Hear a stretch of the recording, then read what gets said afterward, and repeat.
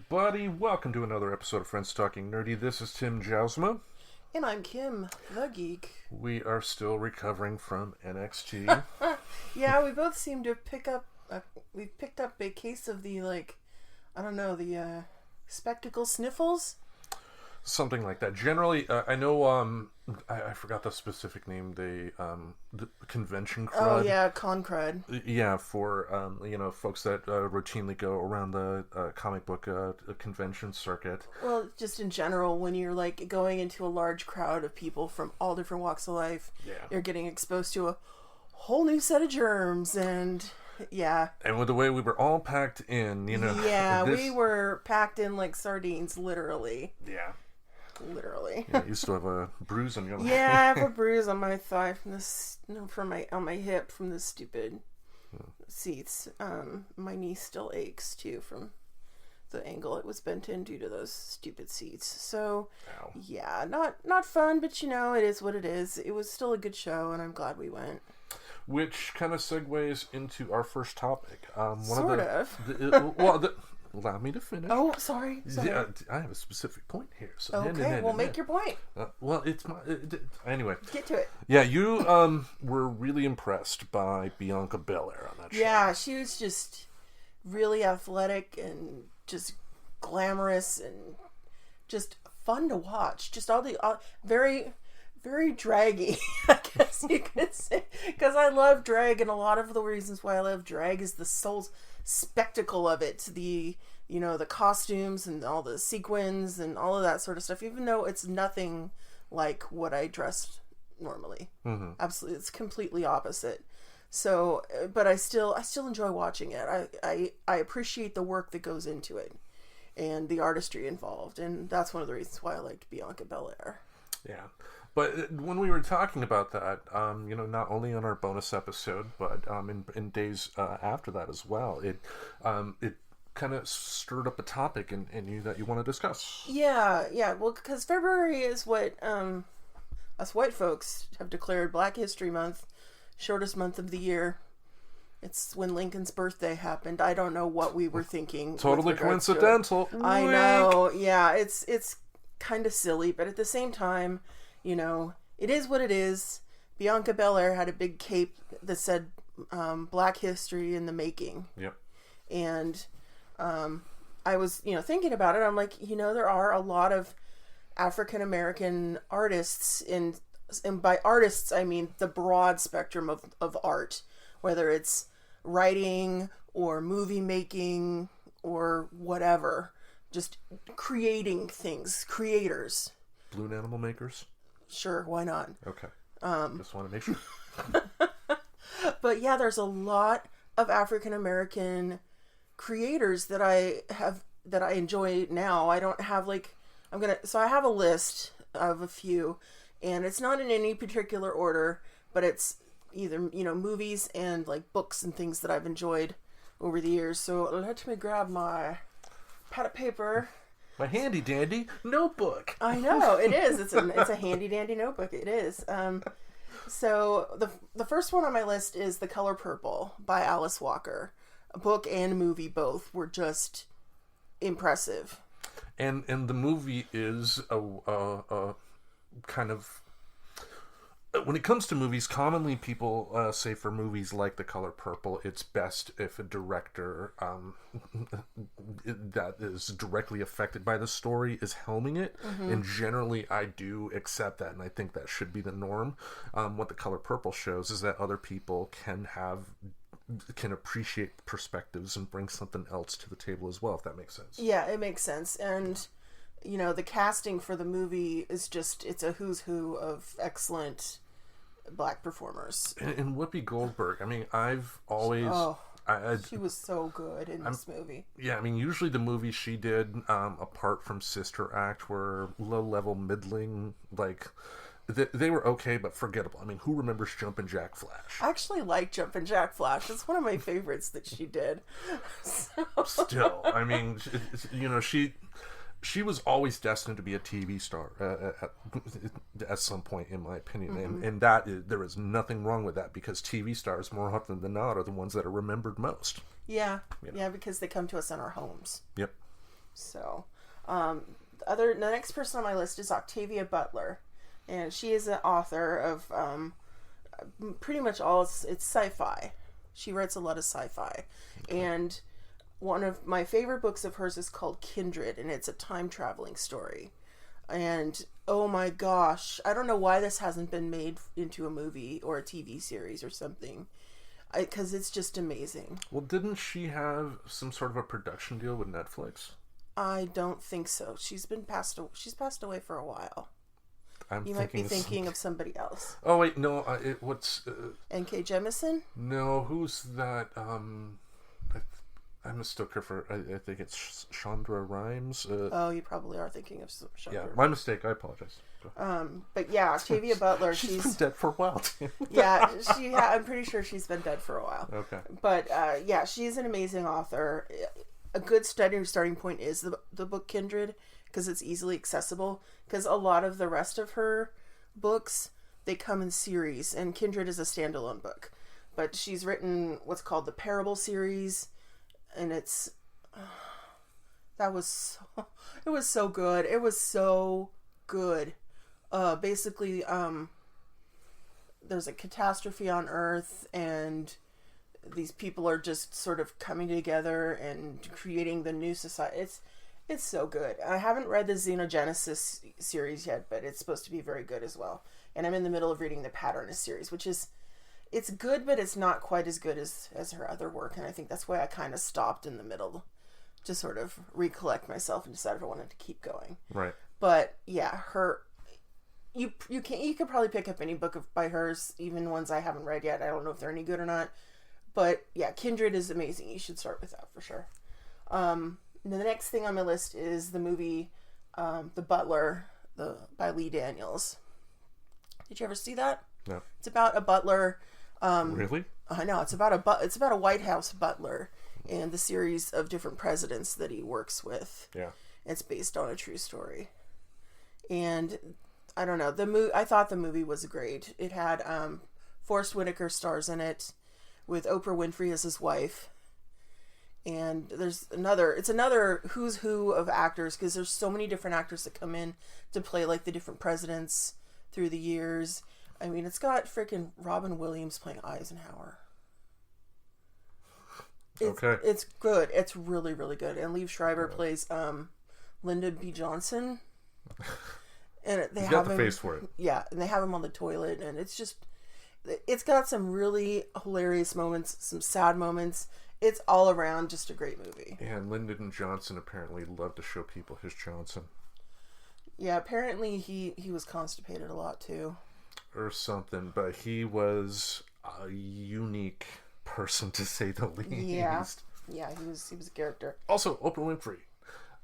Kind of annoying as a talk show host. Never really a fan there, but you can't knock her acting chops. I mean, think of the Color Purple performance. Yeah, I know. She's good. Yeah. She's good. The next one on my list is N.K. Jemisin, and she is an author.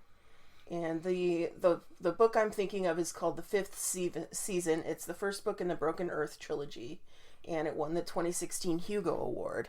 She's extremely active on Twitter. She's fun to read on Twitter, so she's definitely worth a follow. Okay. But yeah, I read the series. I liked it, but the first book really stood out in my head, and it's another one. I don't know if it's it's science fiction. It's very woman centered. It's very the main characters are female, and it's interesting because it's got a lot of themes of outcasts, people who are outcasts from society, that sort of thing. I don't want to ruin it for people, but oh, we've talked about spoilers before. I know. It's just I don't like to spoil things. I have a hard time describing things unless somebody else has already read it, because I don't like to spoil surprises for people. But this book is amazing. The Fifth Season is amazing. It's it's kind of weird because it's kind of sci-fi, but it's kind of fantasy too, because there's like magic involved, but it's not like really magic. It's more like inner power, and it has to do with like earthquakes and rocks and stones and crystals, and it's it's hard to describe. It's good. Trust me, it's good. It's really good.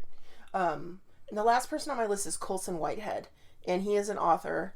He wrote a book called The Underground Railroad, which was an Oprah pick and won the Pulitzer Prize.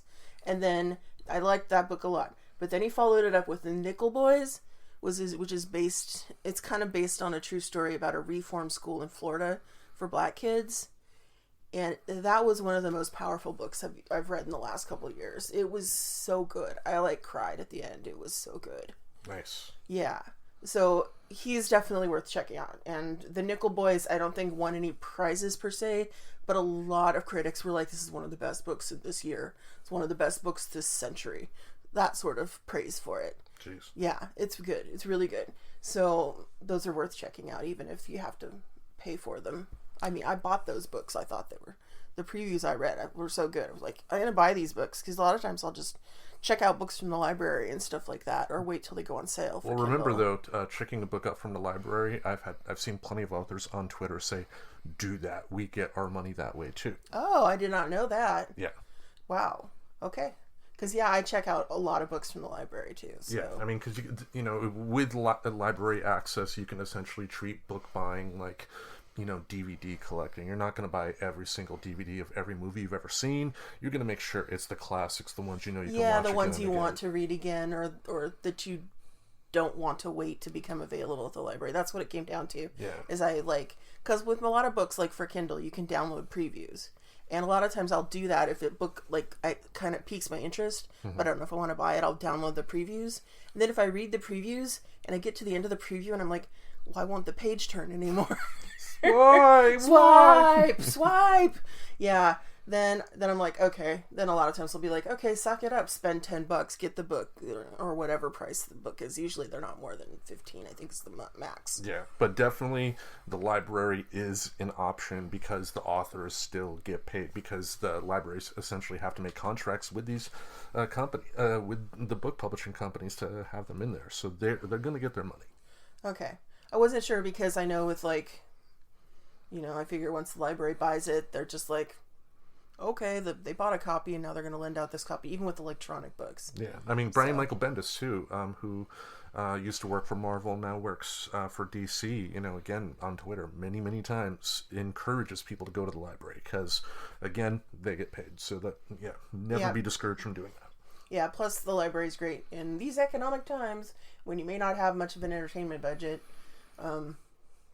Manage your money wisely, and it is true. Most library systems now, countrywide, you can get Kindle books or books that you can read on like any e-reading app, pretty much, and that includes the ones in the Portland area for those local to us. The Multnomah County Library System does it. Fort Vancouver does it.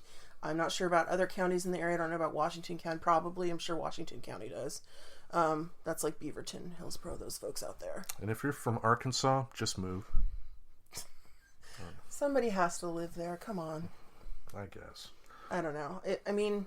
It's easy for us who are privileged to live in like an excellent place to say just move, but if you're living in those places, it's really cheap to live there. And I was being sarcastic, of course. I mean, because especially, folks with children, for instance, aren't going to be able to drop everything at the drop of a hat and move and whatnot. Especially if you are wanting to move out here, because it's not exactly cheap to live here. But we're pretty lucky, so. Yep. Speaking of not lucky, news came out today that Ozzy Osbourne is canceling his North American tour for medical reasons. Oh, that sucks. Poor Ozzy. Yeah. The fact that he's still alive is a miracle. I was just about to say, wow. Because how old is he now? In his 70s at least. I believe 77, 78. Jeez, he's older than my parents. Well, you got to remember, Black Sabbath first came out just a couple years after the Beatles did. They came out in 67, 68. Okay, well, I wasn't even alive then, so... Yeah. Okay, well, I guess it makes more sense now. But I'm sure there's some fans out there who are going to be pretty disappointed.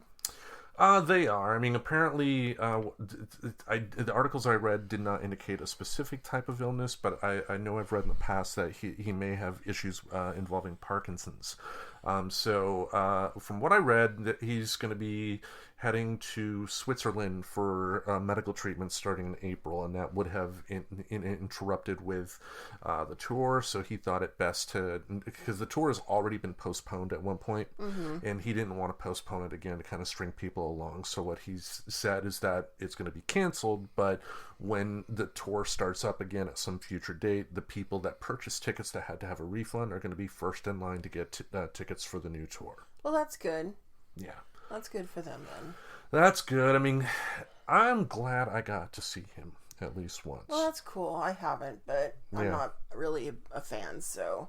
I mean, I appreciate the music and everything. I like most of what I've heard from Black Sabbath, but I'm not a fan. I've never claimed to be a fan. Well, for me, I remember back as a kid, he and Kiss were bands that, you know, whether it's my mother or other grown-ups, you know, you don't listen to those bands. Those bands are bad and then, and scary. Of course, that makes you, like, want to listen to them even more. And that's... of course. You know, my parents never told me not to do stuff like that, because I think they realized that if they did, that I would be, like... seeking that stuff out. Well, what I do with my kids is, you know, what I've done with my kids in the past is, if something like that were to come up, I would just say, I'm not comfortable letting you listen to this, and this is why, and then have that discussion. Yeah. You know, it's because, I mean, Ozzy himself has had plenty of songs where he's talked about the frustrations of people coming to him for answers when he doesn't have any. Yeah. You know, something I've always respected from him. But it just reminded me of the road trip I took with my friend Chris in February. It was Valentine's Day, 1999. Okay. Yeah, we bought the tickets, but, you know, my luck being what it is, after I bought the tickets about a week later, but the tickets for storyline purposes were for a concert at the Palace of Auburn Hills, which is a suburb of Detroit. A week after I bought the tickets is when they announced that Black Sabbath was coming to Grand Rapids at the Van Andel. Oh, no. So, like, you had to drive? Yeah, I mean, but the drive was worth it. I mean, you know, my friend Chris... How far was it? The other side of the state. We're talking about a 3-hour ride. Oh, jeez. Yeah. Oh, dude. I would have seen if, like, you could trade with somebody or something. But then again, you know, it's... we figured it was the experience, but... Yeah, that's true. And then you get a road trip story and... Oh, our road trip story. First of all, I don't like riding on the highway at all. Driving on the highway. I can be a passenger just fine, but driving on the highway, I'm always super nervous. You know, when I was a kid in kindergarten, my sister and I were riding in a car with a relative in Michigan weather, in winter, at night. And he was in a Volkswagen Beetle, of all things. Of all things. And that's what I drive. The old one, I'm assuming? And the white one, yeah. It looked like Herbie the Love Bug. Yeah. But we were riding, and he was going a little fast, again, on a slick, cold Michigan winter highway. We slid. We hit the middle divider. The car flipped and then slid for about 100 feet. Oh, God. Yeah, and then we got out of the car, and then once we were out of the car and a safe distance away, that's when it was set on fire. It burst into flames, so... Really? Yeah. Holy cow. Yep. Wow. It was a cool story. It was like one of those deals, like, how you embellish stories. Because a car actually bursting into flames... Mm-hmm. That just doesn't happen very often. I've only seen a car on fire maybe twice in my life. Yeah, I'm not saying it was an explosion. It wasn't like Thelma and Louise. No, it's still... It was just flames coming out from the because I remember there was one time I was driving to work, and I was driving by a car that was pulled off to the side of the road, and I could see a fire starting from underneath the hood. And I was just like, holy shit. I, like, called 911, and I'm like, there's a car on fire on the side of I-84. Oops. Yeah. But... what I ended up doing was, I didn't want to ride on the highway, but I went to the library, another segue, and found the state map for Michigan, and found that the road in Michigan, Fulton Street, is actually the old state highway. Oh. That road takes you all the way to Flint, Michigan. Oh. Straight on through. and then all you had to do was take a right, and then head down to Pontiac. Auburn Hills is really close from there. But when we got to Pontiac, it was we were driving, and then we missed the road that we needed to take to get to our hotel, because we wanted to drop our stuff off at the hotel that we rented first. But we ended up just being lost in a big city. I mean, we're from Grand Rapids. Grand Rapids is a decent sized city, but you get to the Pontiac area, it was city supersized, and just driving, I was super nervous, like, where is it, where's the hotel? And we finally got there, got to the concert in time. There was another act before Pantera, because Pantera was the opening act. There was another newer band that opened up, but we did see Pantera, which was amazing to see. But seeing Ozzy come out on stage, because they opened up, I believe it was the first track from their first album, Black Sabbath, brr, brr, brr, and then they rise from the stage, there's smoke and everything. It was great. Right on. That's cool. Yep. That's cool. Yeah, and then we, after the concert, we had to wait about 45 minutes in the parking lot before we had enough space to, drive out. And then, that sounds familiar, too. I've had that experience after concerts. And then from there, it was still a super long wait we had to go through in a line to get on the main road to get out. And then, we get back to the hotel. Again, I missed the same road, because it was dark and I didn't see. But, the next morning we woke up, we had the continental breakfast, because he had to have a place that had a continental breakfast. And then we got back in the car, drove the rest of the way back, and then I ended up working that day. Oh, God. Yeah. Wow. But, yeah, I mean, again, glad to see Ozzy. It's sad to hear that he's going through the medical issues that he's going through right now, but also he's in his 70s. Most people at that age, that's when stuff like this starts to occur. Well, a lot of stuff, depending on your age, can occur earlier than that, but yeah, when you're getting into your 70s and 80s is when shit's gonna break down. Things really start to break down, yeah. But because I see it on a regular basis. Speaking of breaking down. Okay, so we've all seen many movies in our lives, from childhood to adulthood. Mm-hmm. But there was a little thing going around Twitter this week. What movie did you see as a kid that traumatized you? I can go first. Go first. Poltergeist. I saw it at a slumber party when I was in 4th grade. It was the same slumber party that introduced me to the Ramones. This was a very formative slumber party. Oh, and right. I wish I could remember. Did you make out with somebody too? No. It was the movies that we watched. I wish I could remember whose house it was. I cannot for the life. I remember watching these movies and all the stuff, but I don't remember whose house it was. I don't remember which other kids were there.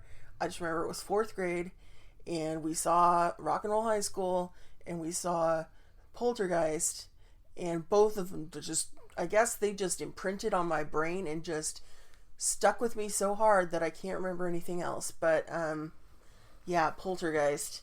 I did not want to sleep.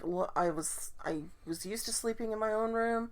And I wanted to have the door open, the light on in the hall for it was a couple days after, and then I still was have periodic nightmares. It was mostly this.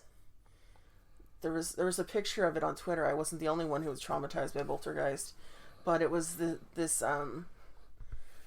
monster thing with the skull head creeping down the hallway. It was scary. Okay. Scary. Well, I've had some movies scare me too. Okay, what movie? Pick one movie. One movie. Night of the Demons. And that was around when I was 12. And the movie is essentially the bad ripoff of The Evil Dead. Same type of Sam Raimi, cuts in between. But there's a scene with Linnea Quigley halfway through where she's been infected by a demon, and she's dressed up in this weird girly girl pink outfit. But even for the 80s, it was a little more showing her character descending into into madness, basically. Yeah, and then she had lipstick, and she was putting the lipstick on, and then it started going all over her face. And then, for whatever reason, I mean, being a movie of that stature, I was 12, remember, probably watching this on Cinemax or something like that. Yeah. She took the top of her dress off, showcasing her bosom. And, you know, and it's one of those deals, like, you're 12, part of you is like, oh my God, yes, yes, yes. And the other half is like, my mom better not wake up, shit. So you can't really do nothing because you have your hand on the remote ready to shut it off right away. But she promptly took that lipstick, looked at it, looked at her boob, and then put the stick of lipstick in her boob. Like jammed it into her boob? Not even jammed. She put it like on the nipple and then just like kind of pressed it in. And so like the boobs were rotting like a skin of like a rotted like cucumber or something. You can just stick your finger right in there. Something like that. Yeah. Yuck. It's just like, oh! I can't imagine that felt good or smelled good. Yeah, but that definitely made an impact. Yeah, big old rotting melons. Ugh, and they demon were pretty boobs. big. Yeah. Yuck. It was new lipstick too, so it wasn't a small stick. That's just weird. Yeah. Weird. Wow. Is there another movie that traumatized you? Honestly, you know, that's the only one I can really think of that traumatized me. I mean, I was reading through the Twitter thread, and there were a couple mentions that I was like, oh yeah, that was pretty scary. And one of the ones that was mentioned was Indiana Jones and the Temple of Doom, when they pull out the guy's beating heart. That scared the hell out of me when I was that age. And then another Indiana Jones movie when the Nazis' faces Raiders of the Lost melt Ark, at the end of Raiders of the Lost Ark. That freaked me out as a kid too, but that was just some scenes. Like all of Poltergeist kind of freaked me out. Yeah, another film that kind of creeped me out, didn't really scare me, but was kind of a creepy, dreaded feeling that was brought up many, many times in that Twitter thread. Return to Oz.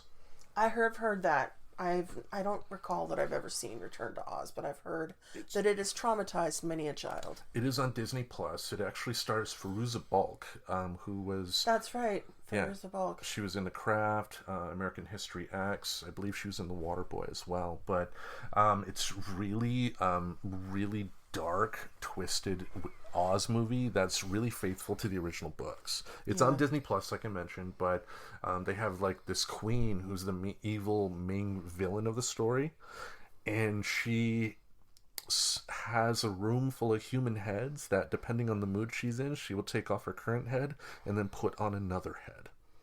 Oh, that's freaking creepy. And you got to imagine this came out in 85, 86, and you know, Disney was testing the waters on how dark they could take a story for kids.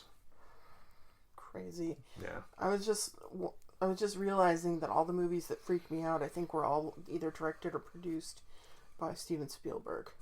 Didn't he produce? I know he directed the Indiana Jones movies, right? Or he all produced them. No, he directed them. George Lucas produced them. Okay. I'm trying to remember. No, he didn't direct Poltergeist, but he wrote it. Well, that's one of the offshoot stories. I've talked about this before. That's right. He had a movie written called Night Skies. That movie itself did not work out, but from that it was E.T., Poltergeist, and Gremlins was born, because elements of all three of those movies were in the original Night Sky script. All right. So fuck you, Steven Spielberg. No, yeah. Thanks, Steven Spielberg, for the nightmares. My parents will thank you for me. You dick. Waking them up. Anyway, I thought I would do a book review. You've done more book reviews on this show. Yeah. Now, it's a really thick tome here, as you can see. Lots of pictures. Let's see. It is called O Luna Fortuna, by artist and writer Stacy Bias. Okay. Interesting little story here. It's the woman writes about how her and her partner got a dog, and how she tried to get the dog to love her, but just the dog would, for whatever reason, latched on to the other partner more. The book goes into how an experience she had with a dog as a kid, pretty traumatic, dark stuff. How it made her tentative to want a dog in the first place.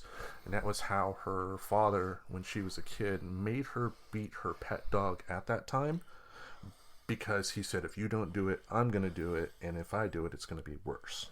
That's...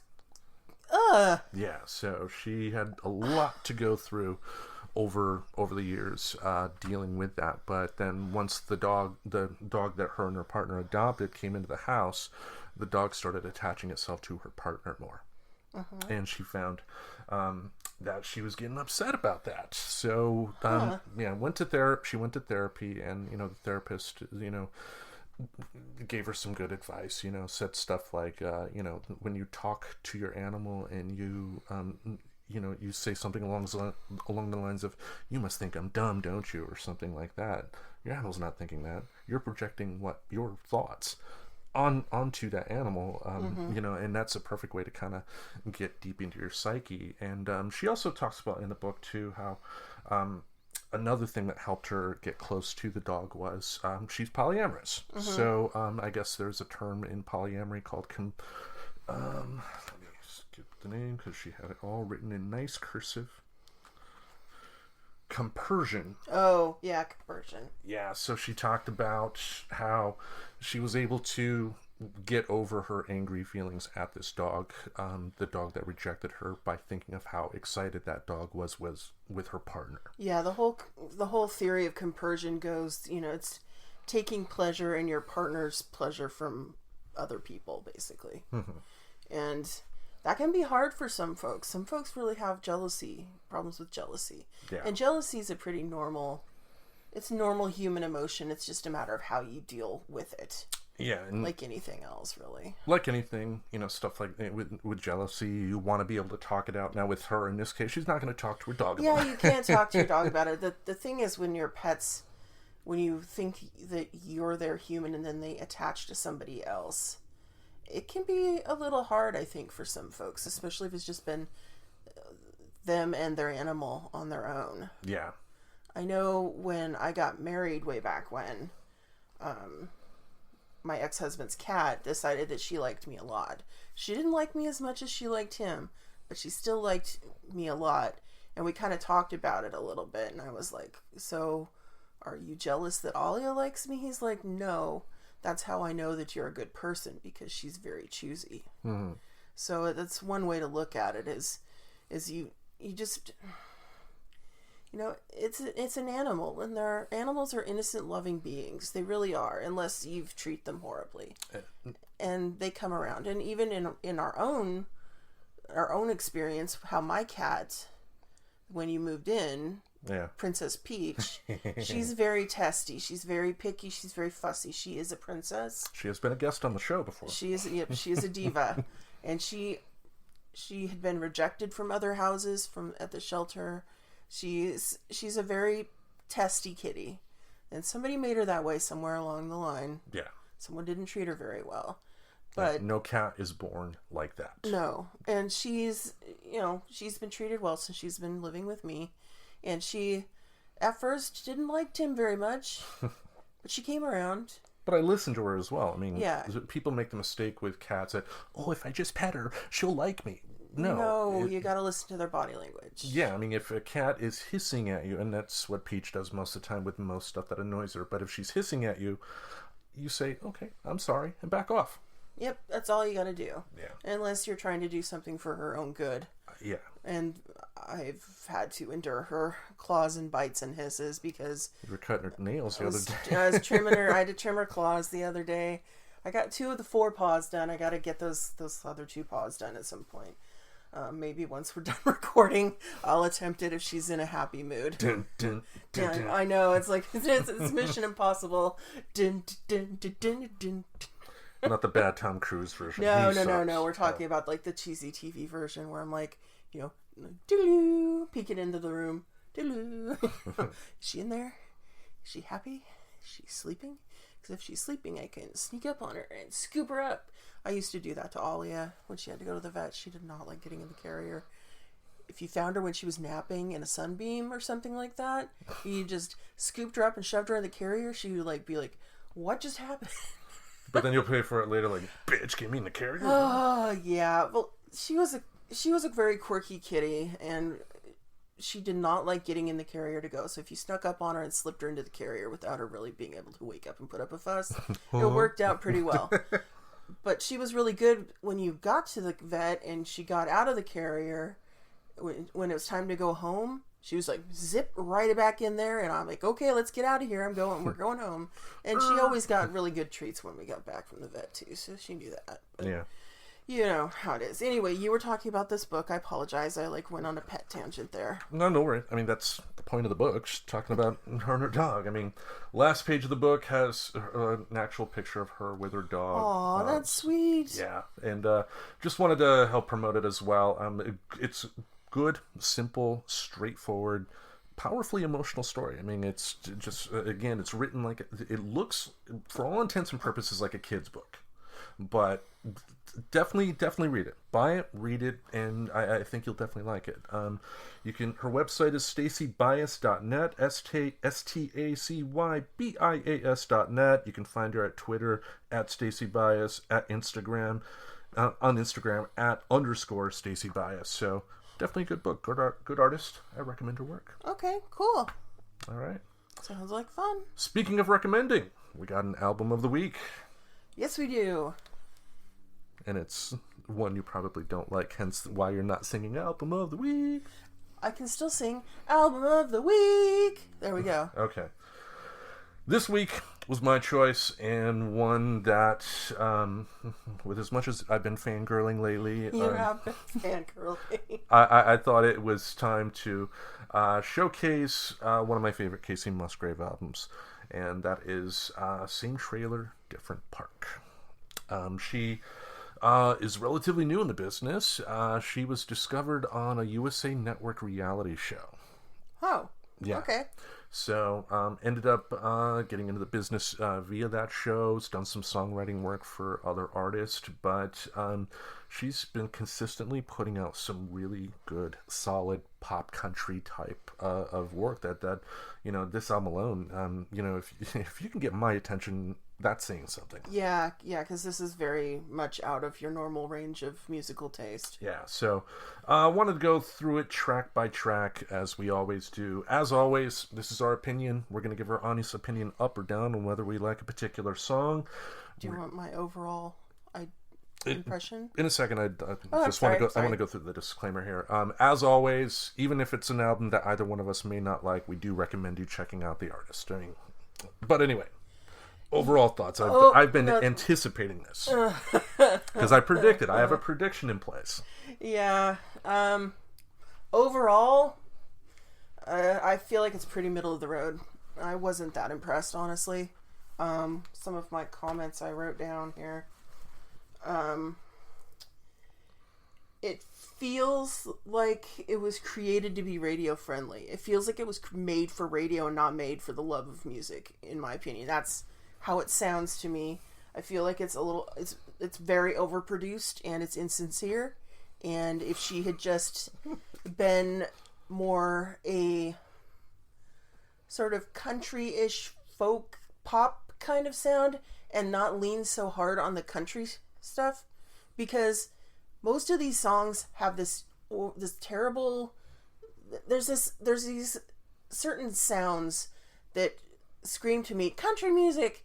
And anytime I hear them in a song, it just sets me off in a bad way. It like puts my nerves immediately on edge. It's not banjo. It's this sort of country bluesy, not bluesy, but more country. It's this kind of guitar? It's not even steel guitar. It's just this sort of whine that they kind of do. This wah kind of sound that goes. It is a steel guitar. Yeah. Okay. Well, like in some music, I like the sound of steel guitar. I do not like that sound. I hear that sort of countrified violin guitar whine, and it just makes me go, no. And that was my reaction to most of these songs. It didn't make you go, Jesus. God damn it, Tim. I'm kidding. I had to get one in. I'm sorry. I don't think she's a bad singer or songwriter for that matter. It's just that I can't deal with those sounds.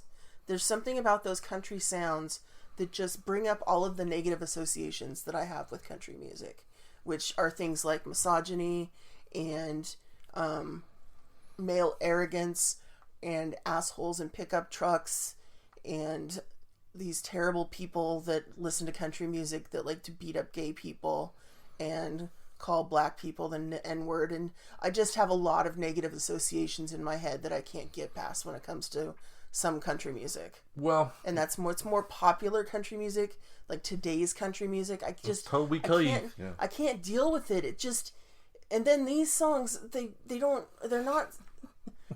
have a lot of that sound, and they don't have so many negative associations because they're not sung by men. And I know Kacey Musgraves is a nice person. I've seen her on TV and she seems like a real nice girl. And I just have a real hard time with country music sometimes. And it's mostly the modern country, and it just has to do with a lot of negative associations in my teens and 20s with people who listen to this type of music. Okay. And that's understandable, and it's me personally, I think there are diverse voices in country music, but having said that, you cannot deny the overall mainstream perception.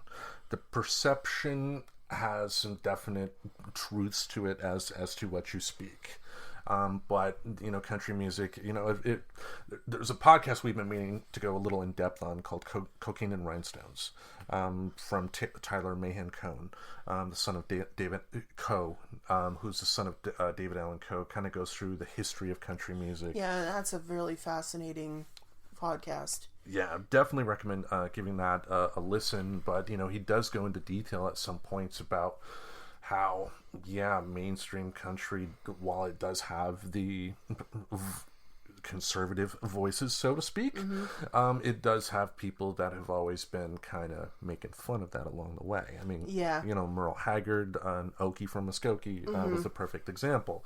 But I can hear in some of her songs how she's pretty being clear that she's not that typical country girl, and that's good, and everything, but it just, the way the music itself sounds, it just sounds like it was made for radio, made to be on the background in a store or a restaurant, that sort of thing. And I just don't like to recreationally listen to that kind of music because it's going to be out in the world when I'm doing other things. So and that's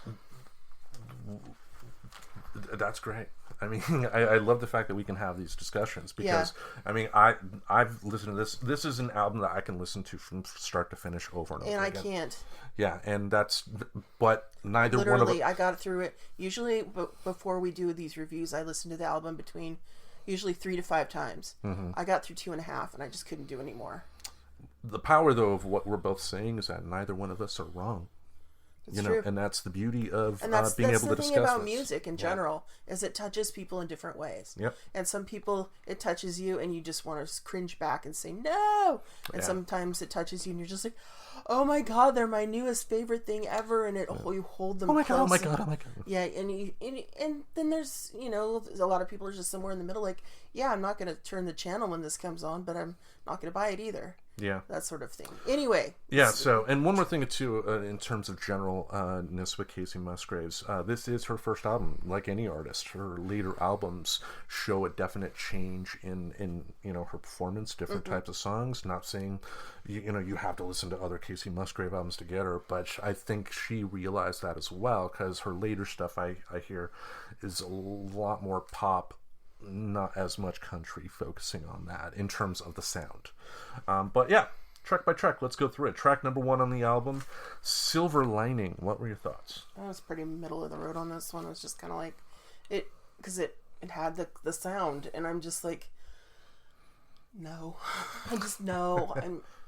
I mean, the lyrics are sweet and everything, and I don't really have any fault with any of her lyrics or anything like that. Yeah. And her voice is really nice. It's just a lot of the instrumentation that I can't get behind, and just the fact that it sounds like someone in a studio went, okay, this is going to be romantic song number 34B, and therefore we need sound 6A, 7Z, and this sound over here, and then they click, click, click at the right times. It just... Well, overall... It's overproduced. I didn't...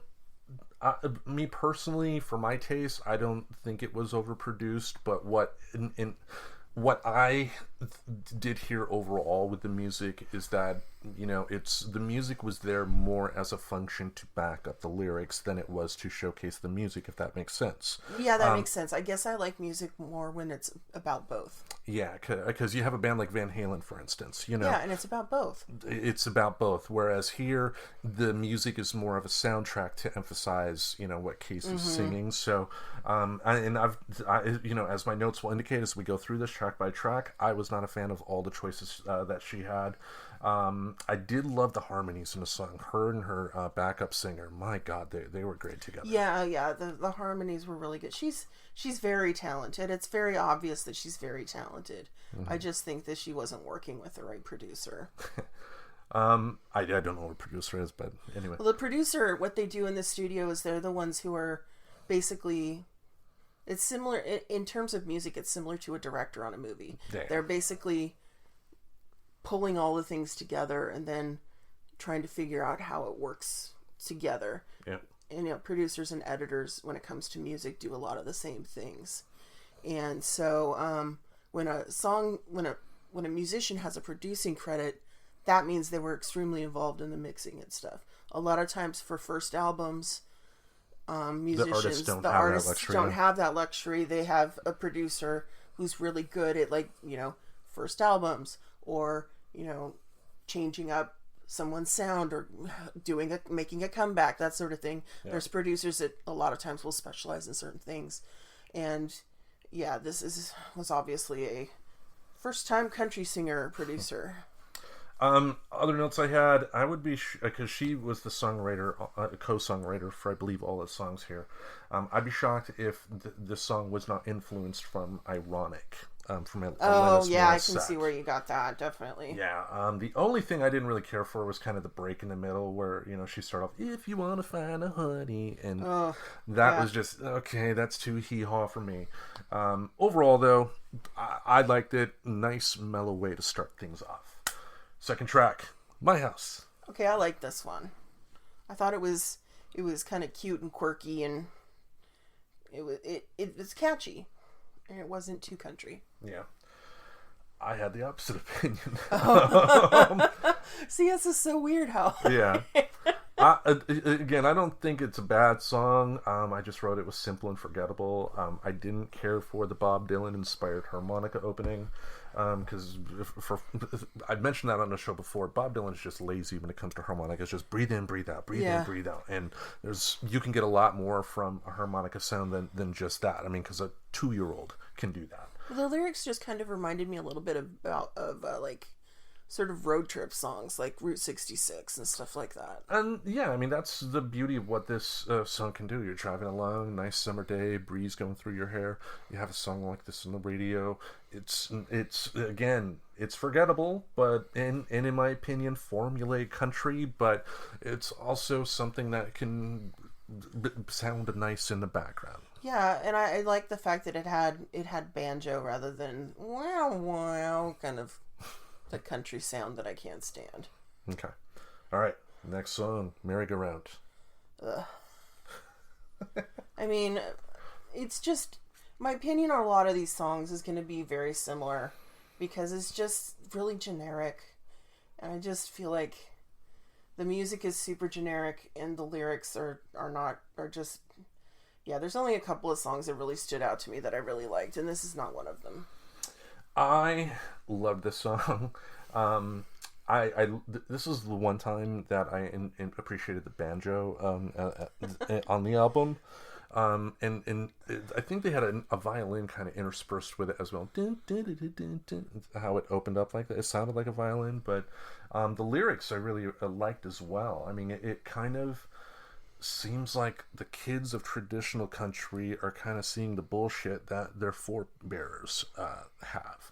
And that can also be said for, you know, young people today, kind of seeing the bullshit that people in charge have you know, put the world in. I would agree with that. I think a lot of the people who are growing up now are just kind of like, they're taking everything with a grain of salt. They're a lot more suspicious and cynical than most youth groups have been before. They're not very bright-eyed and wide-eyed and innocent. They're more like, well, they're one of the first really that really had no hope for a future. Yeah, and that's really sad. Yeah. I mean, we're at our middle age, and we're just kind of like, well, don't know what we can do except hope for the best. Yeah. Good luck, kids. I'll be dead long before that. Bye. Yeah, pretty much. Yeah. All right, next song, Dandelion. What'd you think? So cliche. Sorry. I didn't like it. The lyrics were just too sappy. They're so sappy.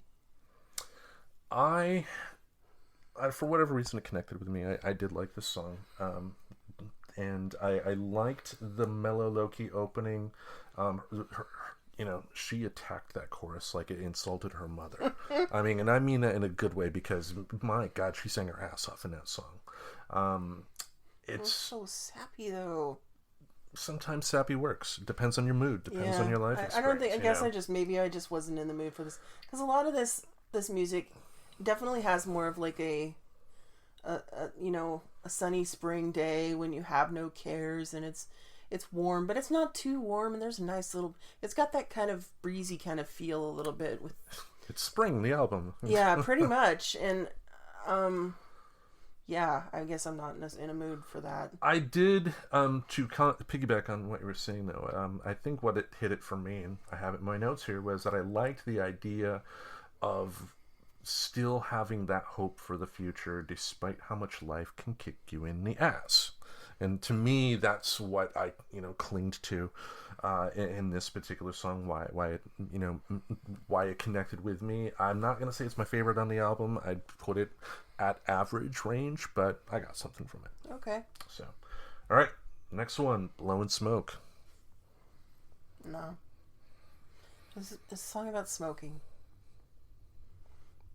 Well, it's not about smoking. It's about hanging out with your friends and smoking. It's about, but the point is that the friends are talking about all their dreams, but then what do they do at the end of the day? They don't do anything with it. Yep. They don't put the work in. They're just hanging out outside of work, blowing smoke. Maybe they should quit smoking and save that money for their dreams instead. Yeah. I think that's basically the moral of the song right there. Quit smoking, save for your dreams instead.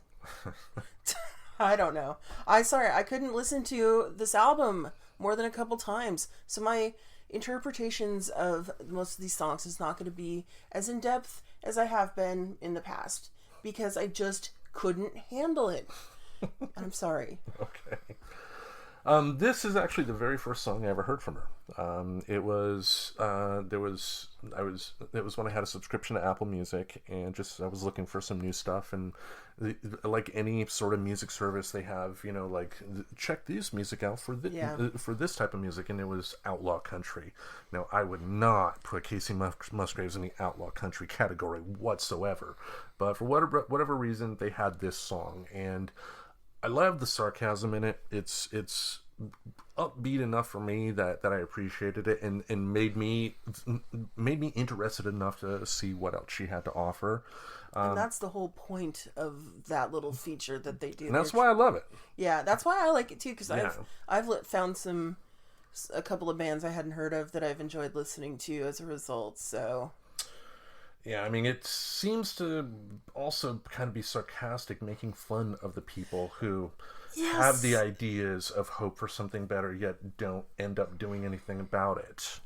Yeah, I can see that. Yeah, so it's, in my opinion, there's a little more to it. It's nice and upbeat. I dig it, and I'm glad I discovered her through this song and not the cover of the album. That's one thing I wanted to get into as well, because you talked about first album covers. Taking a look at that one compared to the other two, for her other two albums came out, it's because if I had just seen the album cover, sure, she's attractive, but that album cover's not selling me on it, because a lot of times in country, negatively, especially with female singers, their talent is more based on how they look than how they can sing. Yeah. So anyway. Yeah, that's unfortunate when they do that. It's like, oh, here, isn't she pretty? Isn't she pretty? Doesn't she sing good? Yeah. Yeah, I mean, obviously beautiful women can sing. They've been doing that for years, but just a record company, entertainment business as a whole. I mean, sex sells, unfortunately. Yeah, I would really like... That's, that whole thing is why I enjoyed the whole Susan Boyle thing. When she just showed up on, what was it, Britain's Got Talent? Yeah. And just, everybody's like making fun of her and stuff. Oh, look at this, like... This chick from the middle of nowhere who's like got these gigantic eyebrows and dresses like she's still in like 1955 and she's gonna sing. Oh, okay. And then she opens her mouth and like most beautiful voice comes out, and it's just like, what? I wish there were more Susan Boyles in the world. Let's just put it that way. I wish there were more of those in music, because I would much rather just not look at the person's image and just enjoy their instrument, so to speak. I think that, MTV did a lot to hurt music just as much as it helped music. Because I've been guilty of it myself. Image meant more in terms of interest in a band than the actual musical output. Exactly. And it influences everybody. That's the thing. I mean, a lot of people probably wouldn't have listened to, I don't know, certain bands without like a certain image. Well, look at the bands in the 70s, the popular rock bands like ELO, any of those progressive rock bands, they in the 70s, they looked like professors. Yeah. They were not cool rock But then gods. they had the weird stoner art on their album covers. Well, true, they had that. I mean, they didn't showcase like Jeff Lynne's face all the time. No, but the thing is that's how they would get people to buy things, is because of the album covers. And now that we have such a visual media centered world, everybody has to look a certain way. Yeah. And that's really a shame. It's one of the reasons why I like Billie Eilish as well, is because she just dresses however she wants. You never see her like in skin tight stuff. She's always wearing like sweatsuits and stuff. And she's got this gorgeous voice, and she just won a whole bunch of Grammys. I mean, I know you don't really like her music, and she's a little difficult to get into. You have to like listen to it with headphones on, basically, to really appreciate the soundscapes that she and her brother, who produced most of her work, have created. So I heard the song that she did for the new James Bond movie, No Time to Die. I haven't listened to that. I need to. Again, technically speaking, yeah, she's a great singer.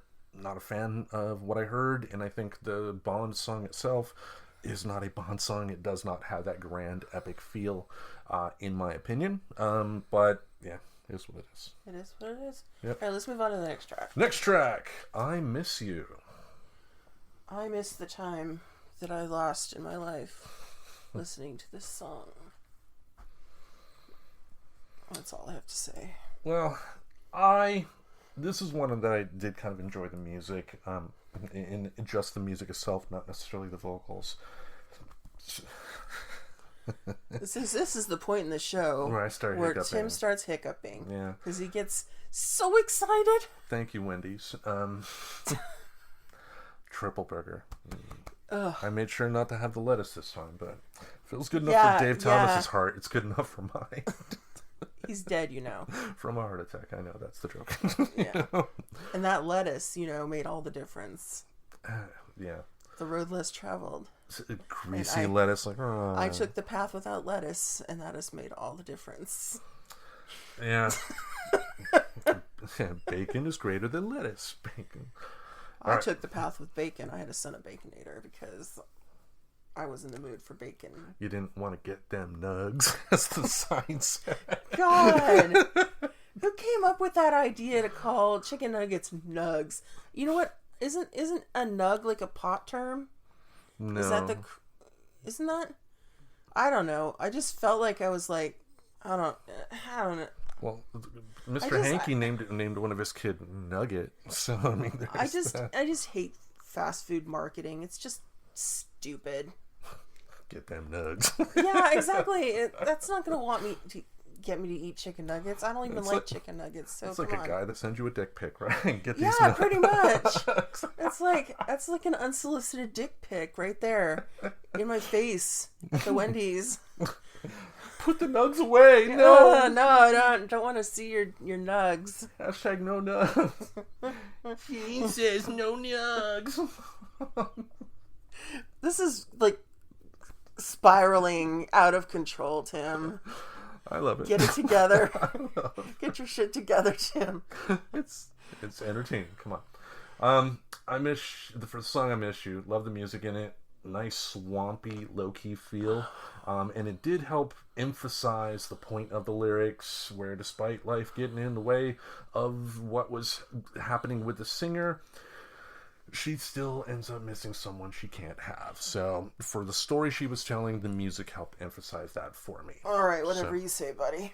All right. The next track, Step Off. Okay, I like this one. Why is that? Because I enjoy it when women sing about telling people to fuck off. But she's a nice country girl, so it's Step Off.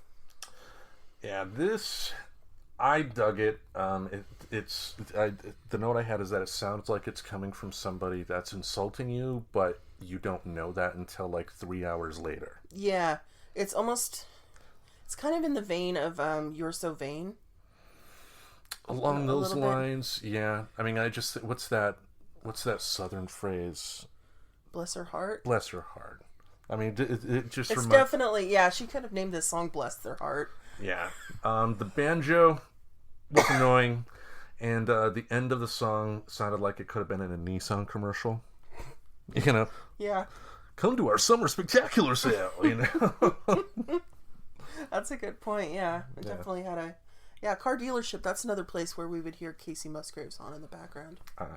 I would like that. Okay, next song. Back on the Map. Slow and boring is what I wrote on my little notebook here. For me, my least favorite track on the album. As usual, her vocals knock it out of the park, but the music and the story she was telling just brought me out of it. And, you know, unless you're Kermit the Frog, you don't need the banjo. You know, I don't mind banjo so much. I just couldn't get around how it was a sleeping pill in a song. It was just that's how I felt, at least. No wonder your head was on the keyboard earlier. Yeah, right. That's exactly it.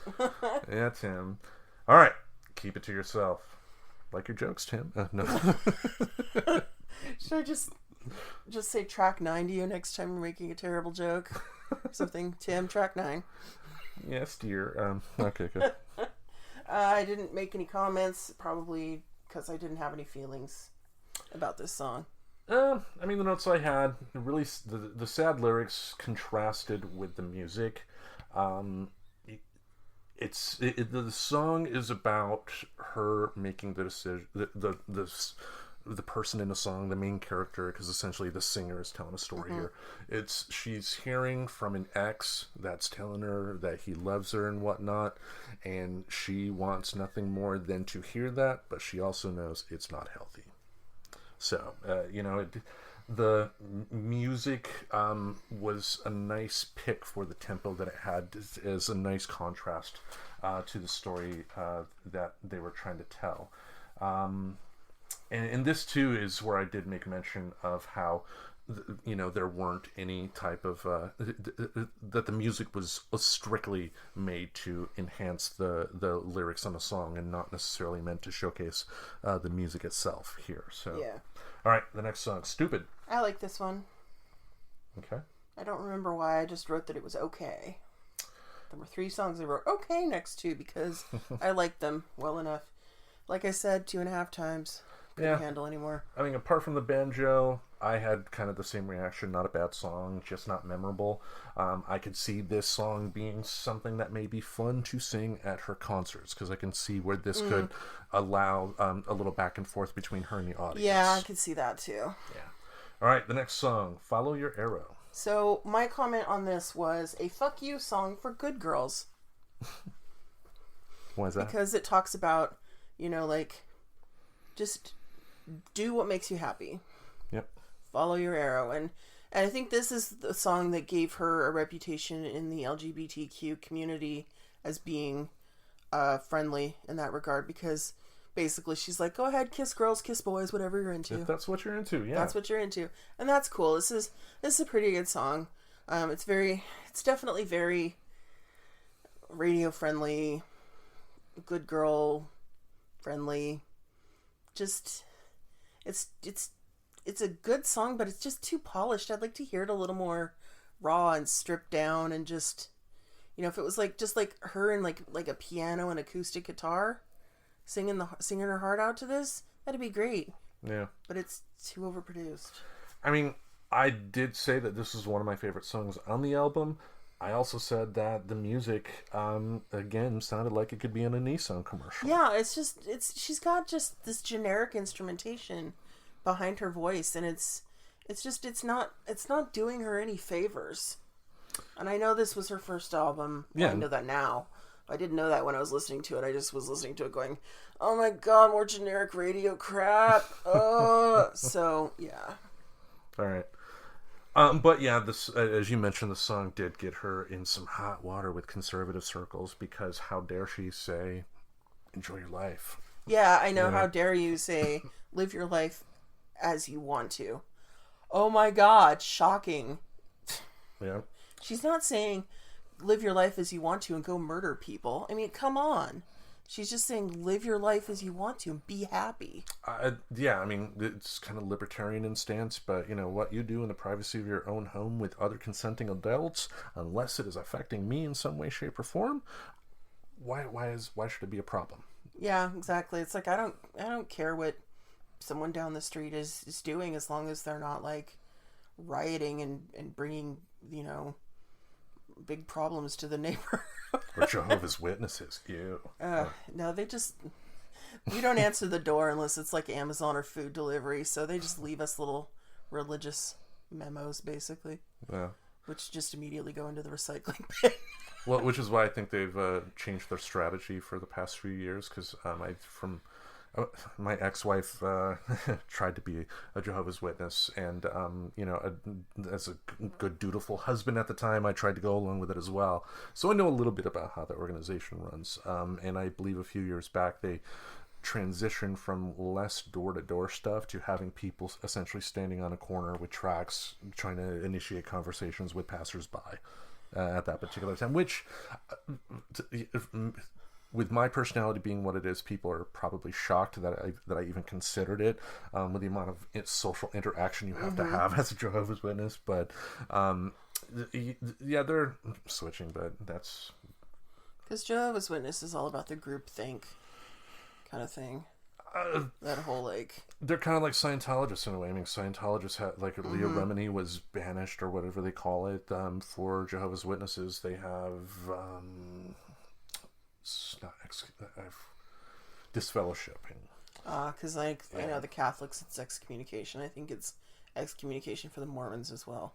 Something like that. But it's the concept of, if someone is spiritually hurtful to you, you must keep them out of your life. Which, whatever. But that's not very Christian. It doesn't sound very Christian to me, except that you're supposed to just love your neighbor. Yeah. But yeah, we're not a religious show, so let's move on to the last track of the album. It Is What It Is. What'd you think? It is what it is. It's the end of the album.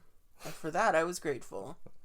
Because while Kacey Musgraves is not my cup of tea, she's probably someone else's cup of tea. And she's not a bad singer. I just did not like this album very much. And I was glad it was over. This song reminded me of those Willie Nelson songs from the Waylon and Willie album.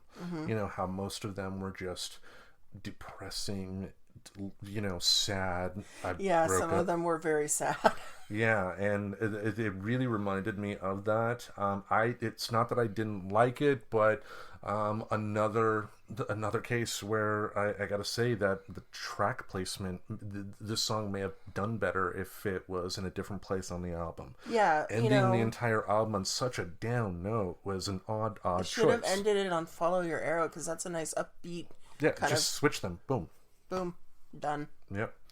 But overall, definitely glad I found this album. Definitely love her work. And like I said, she has a couple other albums out now. She had an amazing cover of Neon Moon from Brooks and Dunn, of all people. That I still gives me chills listening to it. And I don't really care for it. So yeah, it is what it is. Yeah. Well, some people say some singers have voices of angels. She has a voice that angels wish they had. So. Oh, aren't you sweet? You're not going to date her, Tim.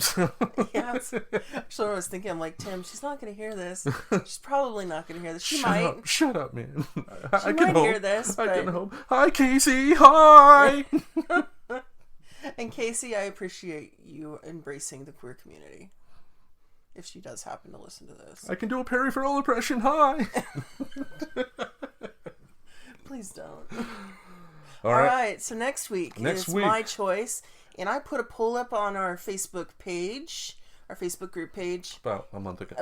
It's been a while, but I let it ride for a while. So it ended up in a tie between Garbage and the Spice Girls. So we're going to talk about Garbage, their first album, next time. It's a good album. I thoroughly enjoyed it. I'm pretty sure you will too. We'll see. I mean, I've mentioned on the show before, I do love the only good thing about The World Is Not Enough, the opening theme song from Garbage. So definitely interested to hear what has to be said. And I believe Butch Vig is in that band, and he produced Nevermind. Yes. From Nirvana. So. That is true. Yep. The more you know. All right. Anything else you want to say? I think there's a cat at the door. I'm sure there is. Phil likes food. Phil got fed, though. Yeah, made sure he to probably feed. wants treats. Or something. Or he probably forgot I fed him. He's like, come on, feed me. Come on, mister. You didn't feed me. Feed me more. Or more than likely, it's just because we're in one room and he is not in it. Therefore, he is sad and he must snuggle. He's a snuggler. Come on.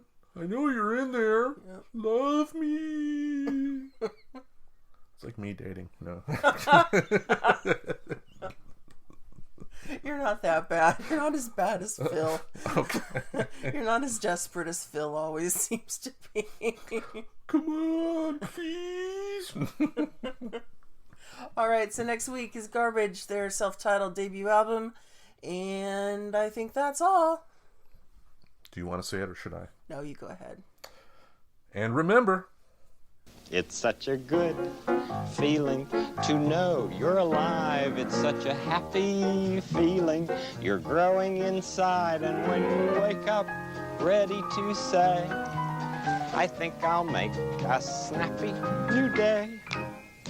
It's such a good feeling, a very good feeling. The feeling you know that I'll be back when the day is new. And I'll have more ideas for you. And you'll have things you'll want to talk about. I will too. You always make each day such a special day. You know how? By just your being you. Only one person in the whole world like you. That's you yourself. I'll be back next time. Bye-bye.